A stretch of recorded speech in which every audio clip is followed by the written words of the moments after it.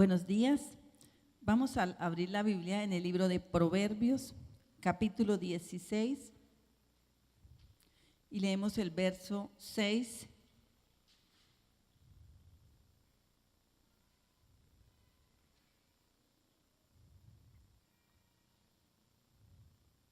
hasta el verso 9.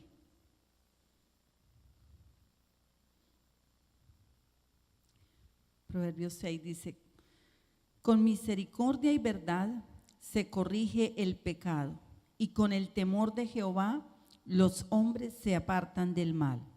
Cuando los caminos del hombre son agradables a Jehová, aun a sus enemigos hace estar en paz con él.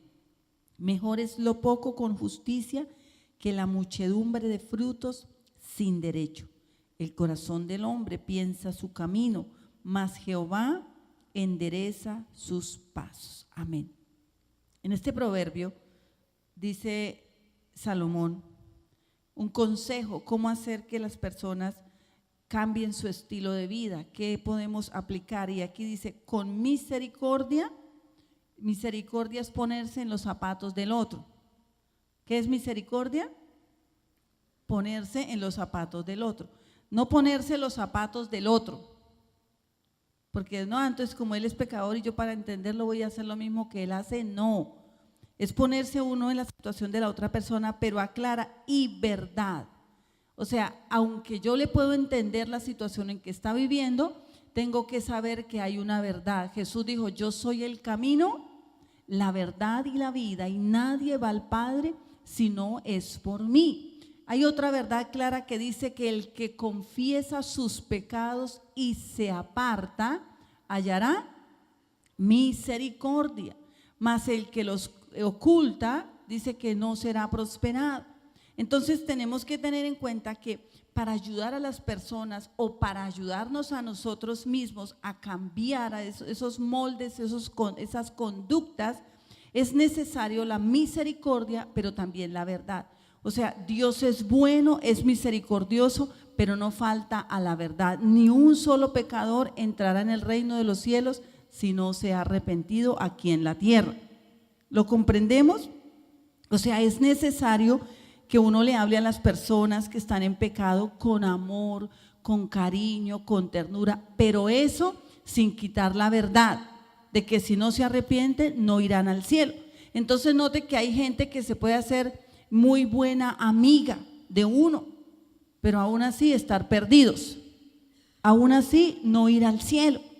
Entonces uno tiene que mirar, bueno, ¿cuántos buenos amigos que yo tengo, si se mueren hoy, se van al infierno?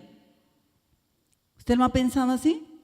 ¿Cuántas personas si mueren hoy no serán salvas? Entonces no te verá cómo la misericordia va pegada a la verdad, que no, el hecho de que yo ame a alguien, lo aprecie, lo quiera, no indica que por eso no tengo que predicarle la verdad, que por eso no tengo que decirle: mire, cambie su vocabulario, cambie su manera de expresarse.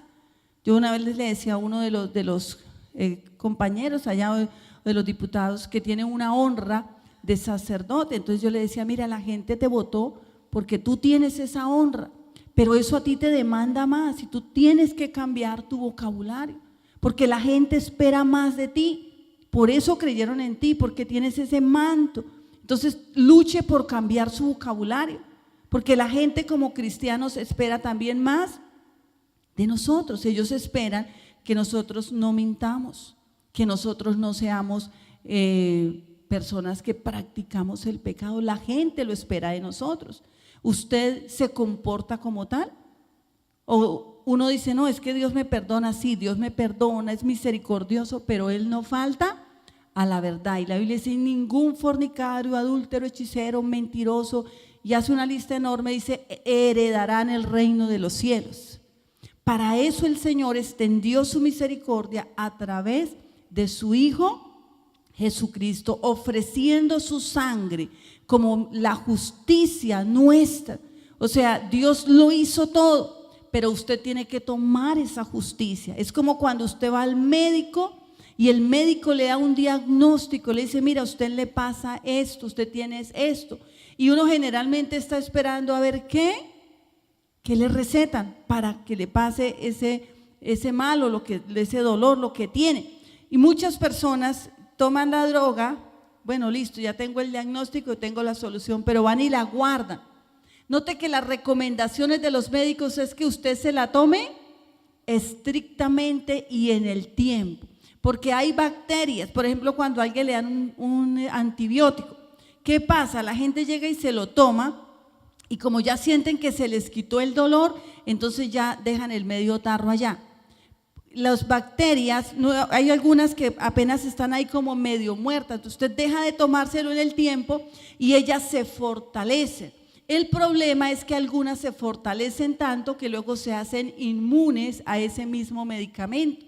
Por eso es que los médicos recomiendan tómeselo en el tiempo necesario para poder acabar con el mal. Así es el sacrificio de Cristo en la cruz del Calvario.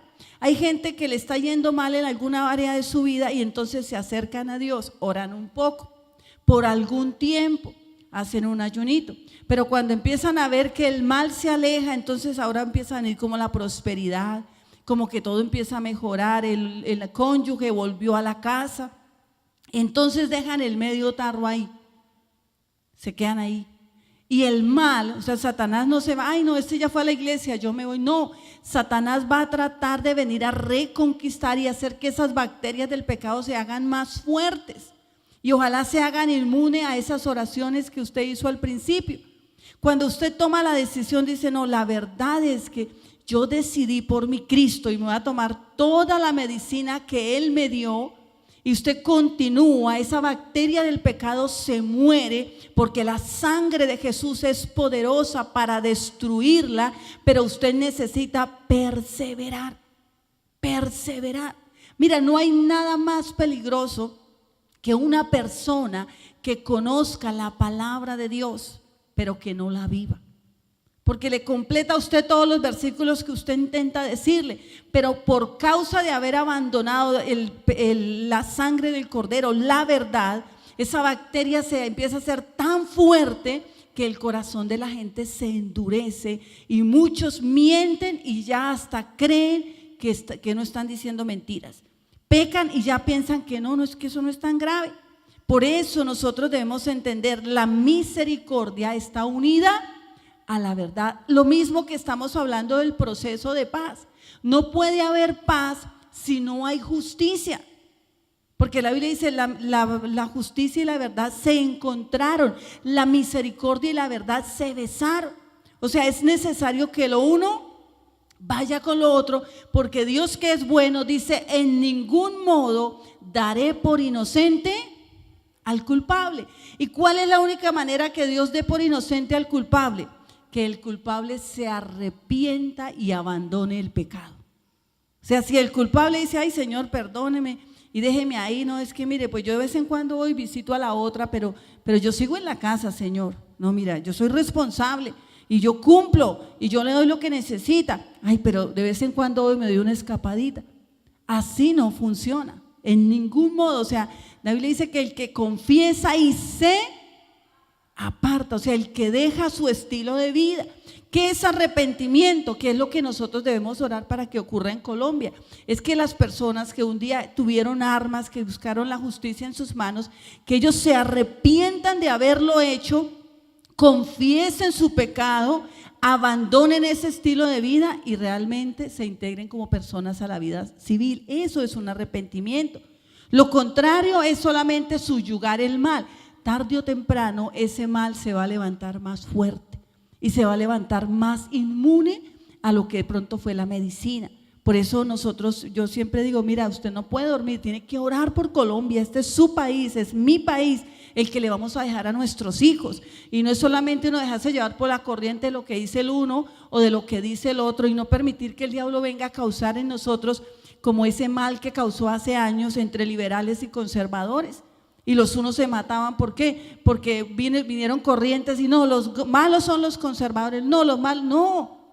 Somos ciudadanos, nos tiñe el mismo color, el amarillo, el azul y el rojo, y tenemos que orar por esta gran nación que el Señor nos entregó. Esa es nuestra misión como iglesia, pero entender que no hay paz si no hay justicia, no hay misericordia si no hay verdad. ¿Usted quiere que Dios lo reciba con los brazos abiertos? Confiese aquí en la tierra el pecado. Por eso es que la Biblia dice, mira, cuando te lleven al juez, ponte de acuerdo con tu adversario entre tanto que llegas allá. ¿Qué es lo que pasa? Muchas personas están pecando y entonces el diablo los acusa y ellos dicen, diablo mentiroso, diablo mentiroso, diablo mentiroso. Y el diablo dice, más mentiroso usted, mira, aquí le tengo la lista. Ponerse de acuerdo es decir, está bien, reconozco que fui un mentiroso, que fui tramposo, reconozco que fui un aranoso, reconozco que fui un adúltero, reconozco que fui un fornicario, pero también yo sé que la misericordia de Dios me ha alcanzado y por su sangre preciosa soy limpio. Señor, perdóname. O sea, usted dijo, está bien, acepto mi culpa. No es como en Colombia que nadie reconoce, todos se declaran como inocente, gente que la cogen robando, la cogen haciendo el mal, la cogen hasta con videos y les preguntan cómo se declaran. Y dicen, y no aceptan los cargos, dicen, no acepto los cargos. Y no te verá que hasta la misma justicia de los hombres nos enseñan que cuando alguien acepta los cargos le rebajan pena. O sea, cuando usted acepta, sí, Señor, yo fui así, pero yo por eso necesito un buen abogado que defienda mi causa. Y ahí aparece Jesucristo para los que reconocen. Por eso es que la Biblia dice que los incrédulos, dice, cuando habla de los que no creen, no hay perdón para ellos. Porque si usted no cree que es pecador y necesita un salvador, pues ¿cuándo se va a arrepentir? Nunca. Por eso nunca se le olvide, la misericordia está ligada a la verdad, que usted acepte, que cuando falle no lo niegue. No tema, ay, que es que ¿qué va a pensar la gente de mí? Que piensen lo que quieran. Cuando yo tenga que enfrentarme ante el trono de Dios, allá no va a haber nadie que lo defienda. Allá va a estar usted solo mirando al Señor. Y aunque usted le eche la culpa a los demás igual, no hay nada que hacer. Por eso aquí en la tierra, la misericordia dice, con misericordia y verdad se corrige el pecado. Y con el temor de Jehová los hombres se apartan del mal. O sea, es esa reverencia. Temor no es miedo, porque hay gente que tiene mucho miedo y poca vergüenza. O sea, cuando escuchan, ay, el mundo se va a acabar. ¿Usted ha visto gente así? Y a veces les dan hasta ataques de nervios, pero siguen en el mismo pecado. ¿Sí es así o no? No cambia. No es ese miedo al que se refiere el Señor. El temor a Dios es reverencia. Es que yo tengo reverencia ante un gran rey. Yo no peco, no porque alguien me esté vigilando, sino porque es que yo amo a Dios de tal manera que yo decidí abandonar el mal. Dice verso 7, y este proverbio es impresionante, dice, cuando los caminos, o sea, cuando usted confiesa la verdad, se aparta del mal, los caminos del hombre son agradables a Jehová, aún a sus enemigos Dios hace estar en paz con usted. ¿Tiene usted enemigos? ¿Tiene usted enemigos? Ahí sí ninguno, no, yo no tengo enemigos. Si tenemos enemigos y agradamos a Dios, si usted todas las mañanas se levanta, ora, así usted tenga defectos, pero usted levanta las manos al cielo y Señor, ayúdame, cámbiame. Usted le suplica a Dios, yo no quiero seguir siendo así. Señor, yo no quiero que este pecado siga manchando mi vida. Usted insiste. Llega un momento en la vida en que por esa insistencia y perseverancia va a venir una gran liberación, y cuando usted se hace agradable ante Dios, aunque se levanten enemigos, Dios los va a aplacar. ¿Eso es lo que quiere decir? Usted no tema por los enemigos, porque dice la Biblia que Dios mismo va a hacer que ellos entren en paz con nosotros. Mejor es lo poco con justicia que la muchedumbre de frutos sin derecho. Grandes son los pecados de esta humanidad, porque todo el mundo quiere tener, pero sin derecho. Todo el mundo quiere hacerse rico, pero de la noche a la mañana. ¿Usted sabía que para los japoneses, cuando un japonés se gana una lotería, para ellos es una vergüenza? Y la esconden, porque ellos se sienten avergonzados de que no siguieron un proceso para llegar a la prosperidad. Para ellos no es como aquí un colombiano que se enloca. No, para ellos es una vergüenza, porque ellos tienen una cultura de que uno consigue las cosas es con trabajo, con esfuerzo, y un japonés tiene como más o menos meta que una empresa empieza a traer la prosperidad después de 20 años, donde ellos todo lo hacen de una manera correcta. Japón es una nación mucho más pequeña que Colombia, es una isla, tiene 147 millones de habitantes. Y cuando hay elecciones, allí no hay problemas.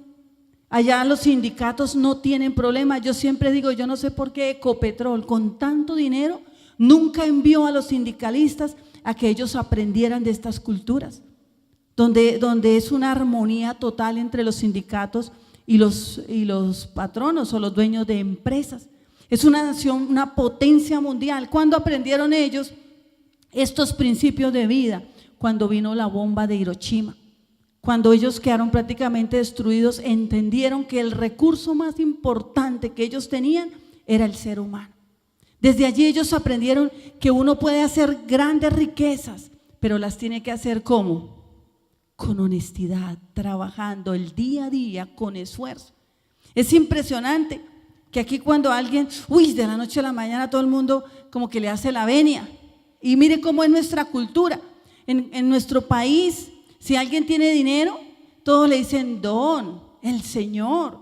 Y todos como que le hacen la venia. No importa si es narcotraficante, si se la ha ganado a la mala, siendo corrupto, como sea, todo el mundo, ¡wow!